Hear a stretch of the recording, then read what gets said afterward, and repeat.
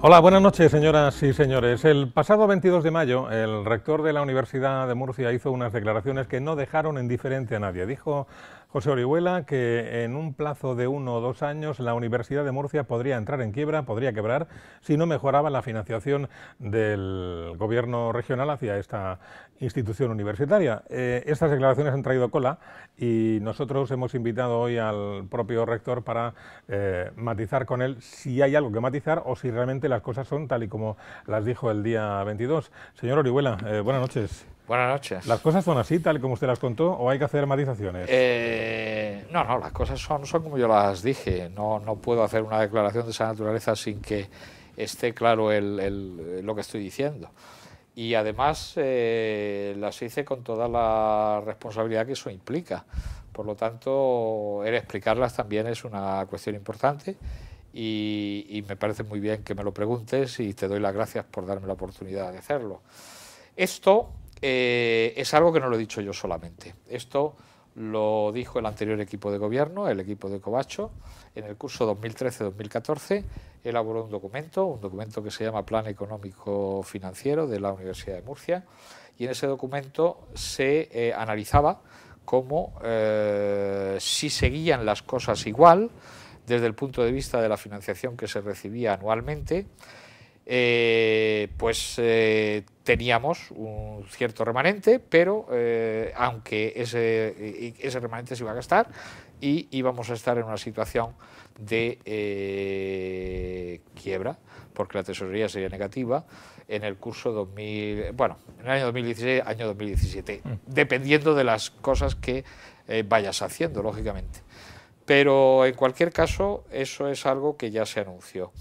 Lo que ha ocurrido desde que yo tomé posesión hace exactamente un año, un poco más de un año, el 20 de mayo del año pasado, hasta ahora es que las circunstancias no han cambiado. Todos los momentos en los cuales hemos tenido que negociar algo con la Consejería de Educación de este tema, pues la Consejería de Educación, a pesar de haberles presentado este documento, a pesar de haberles hecho las cuentas con todo detalle, a pesar de los pesares, hemos seguido exactamente igual. Y entonces nos acercamos a ese año que ya se dijo en este documento que digo, y que además también ha sido ratificado en... yo tuve que hacer cuando llegué una auditoría de cómo estaban las cuentas, y Deloitte fue quien la hizo, y Deloitte hace todos los años una auditoría financiera. Y en esta auditoría yo también les pedí que en octubre que adelantaran un poco cuál podía ser la situación en diciembre. Se lo pedí en octubre para precisamente tratar de llevar esos números al Consejo de Gobierno de la comunidad y al Consejero de Educación, y ponerle encima de la mesa un análisis que decía pues que si seguíamos igual, pues iba a pasar esto, ¿no? Es decir, que confirmaba que el plan económico financiero elaborado por el grupo de economía en torno a José Antonio Covacho, pues se iba a producir. Y efectivamente, eso es lo que Deloitte dijo. Yo ese documento lo llevé también, pero la cuestión ha seguido. Esto tiene una historia que para entenderla bien y para entender por qué me veo obligado a hacer esta manifestación, pues tendría que explicárselo un poco detalladamente, ¿no? Y la historia es la siguiente. Nada más ver que la situación es esa, en un documento de la comunidad, hecho por el anterior equipo rectoral, yo cojo el documento y se lo llevo a don Alberto Garre, presidente de la comunidad autónoma, y se lo presento junto con otro documento que era relativo a todo lo que había que hacer en el campus de Ciencia de la Salud. Porque en el campus de Ciencia de la Salud nosotros al llegar nos encontramos con que había el Instituto de Investigaciones Biomédicas que pues estaba ahí, que no se sabía qué iba a pasar con él y que se podía, si no se llenaba de investigadores el día 31 de diciembre, pues se tendrían que devolver las inversiones que se habían realizado sobre él, porque iba a pasar una revisión y después de habernos dado el estatus de instituto universitario el Carlos III, pues podíamos perder todo y incluso tener que devolver el dinero. Esa situación no la podíamos mantener, eso no se puede mantener. Y entonces lo que hicimos fue poner en marcha todo el traslado de gente al IMIP. De hecho ahora mismo está funcionando con un 80% de investigadores ya allí, y todo eso costaba un dinero. Bueno, pues yo todo eso se lo planteé a Alberto Garre y le dejé el documento este del Plan Económico y Financiero y se lo dejé bien subrayado para que entendiera que había una serie de cuestiones que había que abordar en el entorno desde mayo hasta diciembre. Y eso fue lo que yo esperé que sucediera, ¿no? Pero, sin embargo, luego después, cuando nos fuimos a tratar el tema presupuestario, pues estuvimos detrás de presentar documentos que avalaban que, bueno, las necesidades que teníamos. Y lo hicimos con toda responsabilidad porque incluso llegamos a detallar lo que nosotros llamábamos una financiación basal. Y la financiación basal era simplemente pagar las nóminas, saber lo que pagaban las nóminas. Y las nóminas de todos los trabajadores de la universidad. Todo esto se lo entregamos a la Consejería de Educación, pero la Consejería de Educación no hizo caso de estas cifras y entonces presentó unos presupuestos. En la propuesta de presupuestos de la comunidad autónoma a la Asamblea, pues había unos presupuestos que daban una subvención que no cubría los salarios, pero lo peor no era eso. Lo peor es que no solamente no se cubría los salarios, sino que no dejaban que pagáramos los salarios porque nos imponían un techo de gasto que era igual a la subvención. Y la subvención era menor que los salarios. Es decir, que no me dejaban gastar, yo tengo este remanente del que había al principio, no me dejaban gastar y simplemente me decían techo igual a subvención y menor que los salarios. Yo esa situación la tratamos de que se desbloqueara, fue una situación muy tensa, yo al final apelé al presidente de nuevo, el presidente de nuevo nos ayudó a que esa situación se desbloqueara y gracias a él conseguí un compromiso que liberaba ese problema en una cosa muy, muy concreta, que eran solamente salarios, nada de lo demás, pero lo liberaba.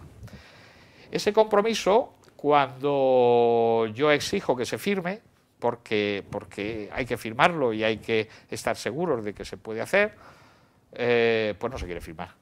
Y entonces yo me encuentro en una situación otra vez de debilidad, donde ni la Consejería de Hacienda ni el consejero de Educación quieren firmar un documento que diga a lo que se han comprometido.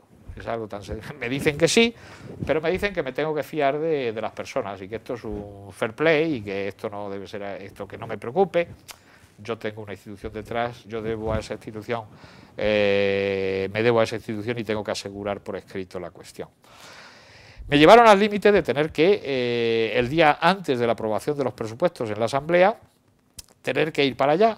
Y me llevaron al límite, antes ya habíamos presentado enmiendas a esos presupuestos y ya a todos los grupos parlamentarios porque nos parecía que tenían que ayudarnos. Y nos ayudaron los grupos de la oposición y el grupo del Partido Popular nos incrementó el techo, pero nos incrementó el techo para pagar y bajo la obligatoriedad de incluir en ese techo, en esa margen, el pago de la paga extra que se devengaba el 2012 y se iba a pagar ahora. Era una paga que de 2000 que se debía de 2012 que se pagaba ahora, ¿no? Esos 40 y tantos días que hubo por las cuestiones judiciales, al final todo el Estado al final se pagó esto. Bien. Y nos subieron el techo para pagar esa. Yo eso no lo podía tampoco, porque esa paga prácticamente me volvía otra vez a la misma situación. Y entonces les dije que no podía. Entonces llamé a la Asamblea, le dije que el día anterior, al día siguiente íbamos, y lo que ocurrió fue que después de una semana de no poder hablar ni con Hacienda ni con el Consejería de Educación, porque simplemente no se ponían, sobre todo Consejería de Educación. Hacienda se puso, pero Consejería de Educación no. ¿Qué pasa? Que enseguida empezaron a llamar. Cuando yo digo voy a la Asamblea a ver cómo se ejecuta esto que hunde a mi universidad, pues enseguida empezaron a negociar. Y yo me tiré una tarde entera negociando hasta las 12 de la noche, incluso a la mañana siguiente, a las 8 de la mañana también estábamos negociando, y a las 10 era la Asamblea, era el pleno para aprobar los presupuestos, finales de diciembre, y yo a las 9 de la mañana le dije al director general de universidades que no seguíamos negociando porque el papel que me traía era otra vez un papel que contenía argumentos no válidos para mí y en particular que empezaba diciendo que cerrado el trámite parlamentario vamos a acordar esto. No se ha cerrado el trámite parlamentario que ahora a las 10 empieza, o sea que yo no voy a consentir que ahora mismo tú me des por cerrado esto porque hay una enmienda transaccional que se puede hacer y que se puede liberar esto. Bueno, pues me fui a la asamblea, le dije que no firmaba nada, me fui a la asamblea y estuvimos allí más de una hora sin saber qué iba a pasar. Podían cerrar los presupuestos como estaban, con lo cual yo iba a decir esto que estoy diciendo ahora, lo iba a decir en la puerta de la asamblea, pero bueno, al final me llamaron y tanto el consejero de Hacienda como el consejero de Educación negociaron en una habitación de la asamblea el acuerdo que era precisamente la enmienda transaccional que no me querían que no querían hacer los días anteriores, estaba hecha allí, me preguntaron si era lo que quería y digo, sabéis qué es lo que quiero, sabéis que esta es la forma de arreglarlo, solamente esta cuestión del techo, no es que estemos hablando de más dinero y entonces, bueno, dije que sí y la cosa quedó ahí. Indudablemente, después de tener que ir de esta manera a la asamblea para conseguir esto, indudablemente que el presidente nos ayudó a hacer esto y yo, por las conversaciones que había tenido con él, estaba bastante convencido de que esto lo íbamos a poder hacer y me desplacé a la asamblea. Yo creo que esto a mí me daba una sensación de que yo no es que no me fíe del Partido Popular, ni muchísimo menos. Para mí el Partido Popular es un partido muy respetable, al que en ocasiones he votado, lo tengo que decir. Mi padre vota al PP, mis hermanos votan al PP, yo últimamente no lo voto, pero en cualquier caso, en mi época de hace ya tiempo, yo sí he sido votante. Y en ese sentido a mí el PP me merece todas las... Pero no me fío de las personas que han hecho esto y que han llevado a la universidad a tener que presentarse en una asamblea y en un debate parlamentario el día que es el día del consejero de Hacienda, porque es su día, que es el día de los presupuestos, y que ese consejero de Hacienda, en lugar de estar haciendo lo que tiene que hacer, tenga que estar en una habitación cerrada con el consejero de Educación dándome una enmienda transaccional que me podían haber dado hace 10 días y que no quisieron hacerlo. Entonces yo no me fío de personas que llevan a las instituciones que represento, y en particular a la universidad, a situaciones tan extremas. Entonces, bueno, con el nuevo año lo que empezamos a hacer fue tratar de poner un plan plurianual para tener claro el documento de financiación y al menos si no teníamos las cantidades, sí tener los criterios básicos de financiación en los que nos teníamos que mover. Lo estuvimos pidiendo, el consejero de Educación nos dijo muchas veces que sí que lo iban a hacer. A mí me tuvieron con la promesa de que se iba a hacer justo justo antes de la campaña electoral. La semana en la cual empezaba la campaña electoral, el viernes empezaba la campaña electoral, el viernes aquel en el que tuvimos un debate que promovió la universidad con todos los partidos y allí se vio lo que cada uno pensaba, pues esa semana todavía me decía el director general que podíamos llegar a algún acuerdo. Fueron todo palabras porque nunca se nos llamó, nunca hubo ninguna reunión y por esa razón nosotros en febrero, marzo, abril estuvimos haciendo nuestro trabajo y estuvimos haciendo un plan de financiación plurianual. Lo hicimos, conjugamos eso con una serie de criterios de lo que se había hecho en otras regiones, adaptándolo a la nuestra y se lo presentamos a la consejería el 1 de abril. Y bueno, hasta finales de abril, primeros de mayo, que fue cuando fue la campaña, creo que fue el día 8 cuando empezó, pues no hubo contestación. Entonces lo que hicimos fue llevárselo a los partidos políticos, este plan, explicárselo. Todos los partidos políticos en el debate lo hicieron suyo. Incluso hubo partidos políticos como Ciudadanos que dijo que pedíamos poco, que teníamos incluso que pedir más, porque consideraban no solamente que estaba bien estructurado el plan, sino que era completamente razonable lo que se ponía y completamente razonable lo que allí se describía y que las cantidades incluso habíamos sido moderados. Los demás partidos dijeron que sí y el único partido que dijo que no fue el Partido Popular. Claramente dijo que la financiación de la universidad estaba bien, que no hacía falta un plan de plurianual porque el mejor plan era el plan que había, que era cada año ir y pedir lo que hubiese, porque las universidades, y en particular la de Murcia, estaba bien financiada y perfectamente saneada gracias a las políticas que se habían llevado hasta ese momento. Bueno, entonces, ante tal descripción del principal partido, que ahora mismo, de hecho, es el que ha ganado las elecciones, ¿no?, y que de alguna manera es el que nos va a gobernar, ¿qué tenía yo que hacer justo después de percibir eso? Pues lo que tenía que hacer fue lo que hice, preparar un mensaje a toda la comunidad universitaria diciéndoles que la situación era grave, que si no se practicaba medidas como las que planteamos en el plan, pues que la situación iba a ser insostenible y que la universidad iba a entrar en quiebra, y eso significa simplemente que podemos, para mantener y conservar la calidad de los servicios que actualmente hacemos, entrar en una tesorería que fuera negativa. Eso fue lo que básicamente dije y lo que básicamente estaba estructurado. Y simplemente estábamos marcando el plan al que llegábamos por ese plan económico-financiero que se había estudiado y que todos los indicadores nos dan a que vamos en ese camino.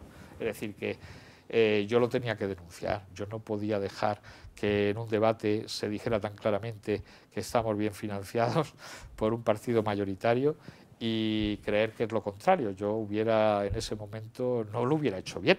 Y además lo hice con la mayor rapidez. Si eso fue el viernes, yo a la semana siguiente estuve preparando la cuestión para salir en un vídeo, lanzar el vídeo lo antes posible y lanzar el comentario que en definitiva es este del que estamos hablando, ¿no? La Universidad Entonces, de Murcia, esa es la situación. Si lo explica la verdad usted con todo detalle, la Universidad de Murcia preparó efectivamente un plan plurianual de financiación que no fue respondido, no fue aceptado por el Partido Popular.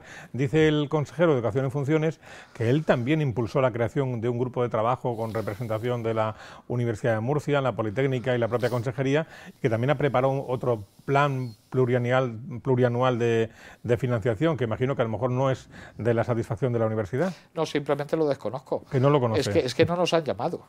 Es que no ha habido ninguna reunión. Yo empecé, la última vez que vino el consejero de Educación Pedro Antonio Sánchez, la última vez que vino al rectorado fue cuando nosotros hicimos la cesión de más de 2.000 volúmenes de libros a todas las bibliotecas de la comunidad autónoma. Y en ese momento se le preguntó por si iba a hacer el plan, y él dijo que sí. Y luego después, cuando se le preguntó otra vez si era pues todavía tenía que, dijo que sí, que lo íbamos a hacer. Y esa voluntad existía, o por lo menos debo de creer que existía, pero luego la realidad fue que nunca se nos convocó formalmente a una reunión para tratar de ver por dónde íbamos. Y lo único que hicimos nosotros fue al verlo así, elaborar nuestro documento y lanzarlo para adelante. Ese documento, bueno, pues ahí ha estado rodando y ha tenido la historia esta que le he contado. Entonces, bueno, pues esa fue la situación. Ellos siempre defendieron que lo querían hacer, pero en el acto del debate no se defendió, se dijo claramente que no hacía falta y se dijo que estábamos bien financiados. O sea que usted no conoce ningún plan plurianual de financiación propuesto por la comunidad autónoma, no lo conoce. No. ¿Y es verdad, señor Orihuela, que el rector de la Politécnica, después de aquel mensaje, se dirigió a usted y le dijo que no estaba de acuerdo con su planteamiento? No, no es verdad, no es verdad. El rector de la Politécnica siempre ha estado conmigo en los planteamientos. Las dos universidades hemos estado siempre juntas en los planteamientos. El problema que tenemos y es una muestra de que las cosas se han hecho mal, el problema que tenemos es que hay un elemento básico que nosotros consideramos fundamental para medir cómo financiamos a las universidades públicas, que es la financiación que recibimos por alumno. Yo creo que ese es un dato básico, lo que cuesta por alumno dar medicina, lo que cuesta por alumno dar química, lo que cuesta por alumno dar economía, derecho. Todo eso suma una cantidad y en base a eso hemos hecho el plan de financiación. Bueno, hoy cuando nosotros miramos a la distribución nacional de lo que reciben las universidades públicas por alumno en el plano nacional, pues la Universidad de Murcia está por abajo. está de las últimas universidades de España, muy lejos de la media nacional. Y la Universidad Politécnica está por arriba, está desde ese punto de vista y con esa variable está bien financiada o suficientemente financiada. Tenemos 28 puntos de diferencia entre las dos universidades y hay casi 1.500 euros por alumno de diferencia. ¿Esto significa que la Universidad Politécnica tenga que bajar su financiación? No, significa simplemente que nosotros estamos debajo de la media y en nuestro plan, en nuestra propuesta de plan, lo único que pedíamos nosotros es que llegáramos a la media. Nosotros llegáramos a la media, no pedíamos nada más. Y eso la Universidad Politécnica está perfectamente de acuerdo con nosotros en que nosotros debemos llegar a la media. La situación de la Universidad Politécnica es distinta porque es una universidad politécnica y eso, la Universidad de Murcia es generalista, con una mezcla. No. Y entonces los costes, además, son mayores porque hay enseñanzas que cuestan más y hay profesorado más viejo y todo eso hace que cueste más y en fin, esto es una cosa más de calado, ¿no? Pero en definitiva cuando uno va a buscar esos datos eso es lo que aparece y entonces la financiación no se ha distribuido acorde con las necesidades y lo que tenemos que hacer es procurar sacar a la Universidad de Murcia donde está, que realmente está ahí abajo. Entonces, el rector de Cartagena siempre ha estado con nosotros, Lo único que pasa es esta cuestión de la financiación por alumno, que nosotros consideramos que debe ser un punto de referencia y a lo mejor ellos consideran que se debe hacer más referencia sobre otras variables. Pero eso no es un punto ni mucho menos de discrepancia, sino de acuerdo también. Ha sido objeto de crítica el momento en el que usted decide dar ese mensaje que dio el jueves 22 de mayo en la antevíspera de las elecciones. Si usted hubiera dado ese mensaje el día 26 o 27 de mayo, ¿cree que el impacto hubiera sido mayor, menor, la credibilidad hubiera sido mayor, menor? ¿Qué opina? Yo me debo a mi institución. Yo he estado con todos los partidos políticos tratando de que entendieran que había un plan que hacer y que entendieran que la universidad estaba pasando un momento crítico. Cuando yo veo que en el debate el representante del Partido Popular dice que estamos bien financiados y que no necesitamos más dinero del que tenemos, yo no puedo más que rebelarme.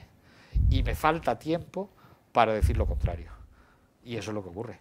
Simplemente los días de campaña y llega un momento en el que yo veo que eso no se revierte y yo tengo que decirlo. Yo no puedo esperar más tiempo a decir qué pasa con todo el trabajo que hemos hecho desde enero hasta mayo con nuestro plan de financiación plurianual, porque no solamente lo hemos hecho, lo hemos discutido con Cartagena, lo hemos enviado a todos los partidos políticos, todos nos han dicho que sí, en un debate se nos dice que no, cuando el propio consejero de Educación, en el momento de presentarle el plan, no se le ocurrió decirnos que no,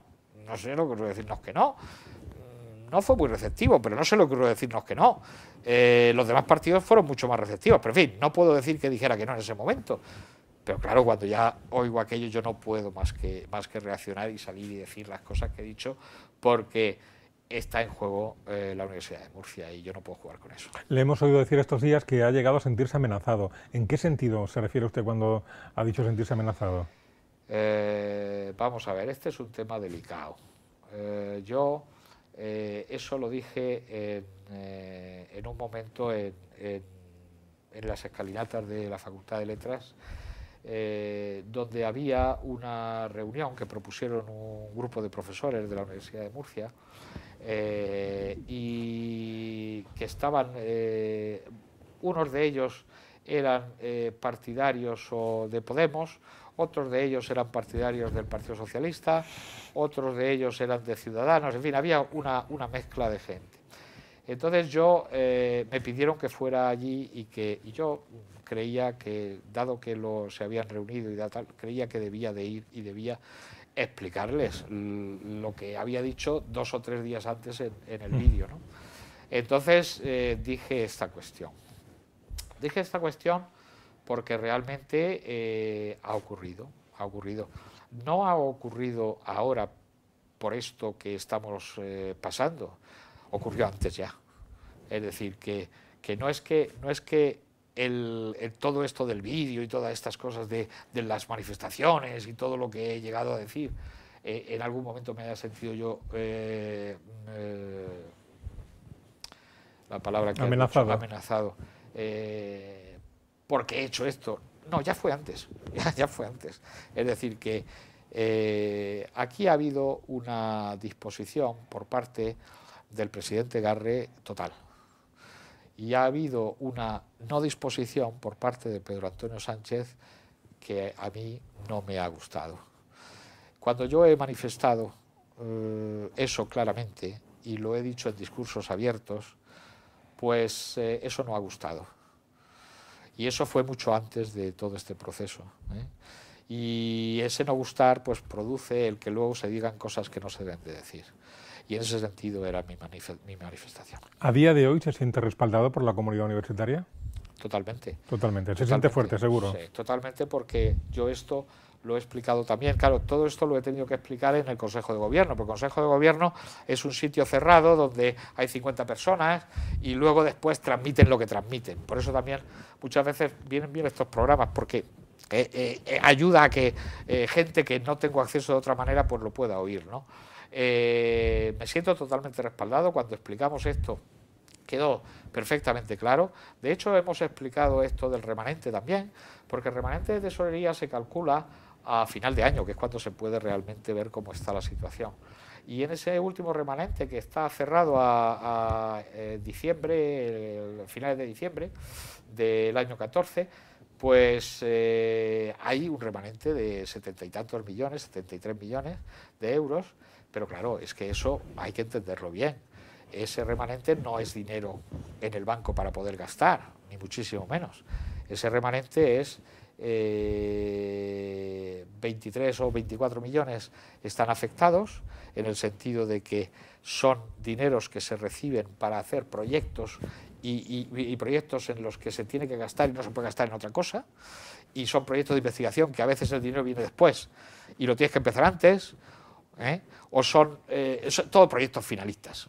Una obra es un proyecto finalista, la ejecución de una obra, un dinero para un proyecto de investigación. Todos estos dineros pueden existir, pero no se pueden tocar, no se pueden tocar. Y luego está el remanente no afectado. El remanente no afectado, que ese sí se puede utilizar, aunque no dejen por el techo de gasto. Porque el techo de gasto, que antes lo he explicado, ese techo de gasto no se ha subido prácticamente nada, con lo cual seguimos estando ahí en ese encaje y no puedo utilizar para nada ese dinero para pagar al personal, de tal manera que para lo único que lo puedo utilizar es para pagar algunas cosas coyunturales, ¿no? Y sin entrar en gasto de capítulo 1 en ningún momento. Entonces, capítulo 1 de gasto de personal.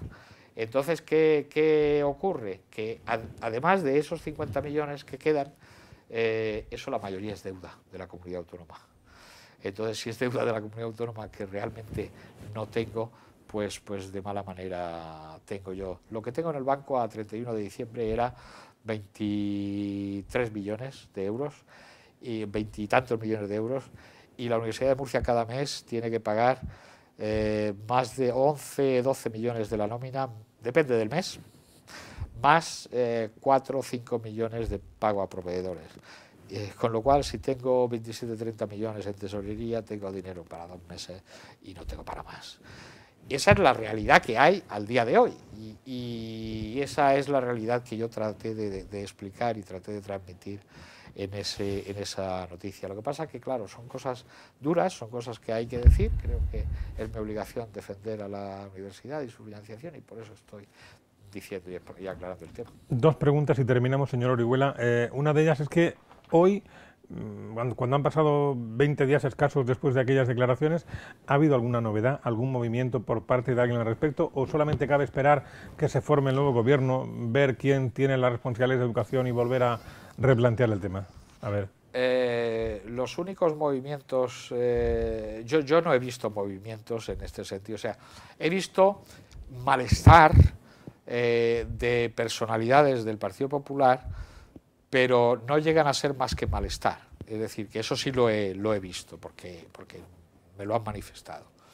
Pero no hay ningún movimiento, que yo haya visto en relación. Los únicos movimientos que he visto han sido el del Partido Socialista Obrero Español, que ha incluido en sus 10 puntos de negociación con el resto de partidos que el plan plurianual que ha presentado la Universidad de Murcia hay que atenderlo como condición.